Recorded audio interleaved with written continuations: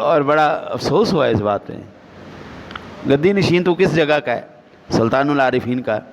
اور غریب آدمی کو دھتکار رہا ہے تو. ہاں، امی عائشہ صدیقہ نے کیا کہا؟ لعنہم اللہ، اس پر خدا کی لعنت ہے. وکل نبی، ہر نبی کی لعنت ہے اس کے اوپر. اور رسول کائنات صلی اللہ علیہ وسلم کی لعنت ہے بھائی ایسے لوگوں کے اوپر جنہوں نے امیری اور فقیری کو اپنا معیار بنایا، جنہوں نے غربت کو ذلت سمجھا اور جنہوں نے امیری کو عزت سمجھا. کریم آقا جی کیا فرماتے ہیں؟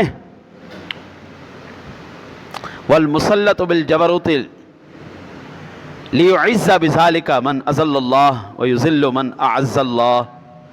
جن لوگوں نے ظلم جبروت کے ساتھ، زور کے ساتھ، تسلط کے ساتھ عزت والوں کو ذلیل کیا اور ذلیلوں کو عزتیں دی.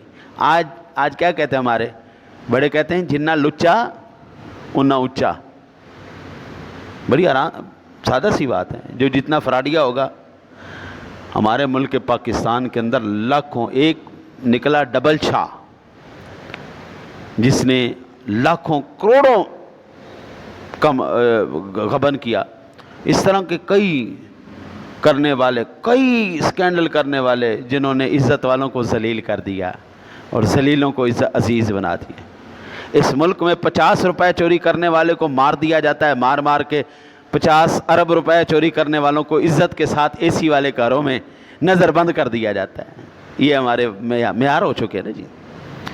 اور اللہ اور اس کے رسول کیا کہتے ہیں؟ ان پر خدا کی بھی لعنت ہے، اللہ کے رسول کی بھی لعنت ہے اور ہر نبی کی لعنت ہے.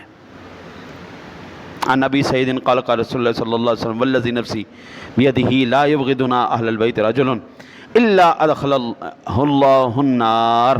حضرت ابو سعید خدری رضی اللہ تعالی عنہ بیان کرتے ہیں کہ حضور نبی اکرم صلی اللہ علیہ وسلم نے فرمایا اس ذات کی قسم جس کے قبضہ قدرت میں میری جان ہے، ہم اہل بیت سے کوئی آدمی نفرت نہیں کرتا مگر یہ کہ اللہ تعالیٰ اسے دوزخ میں ڈال دیتا ہے.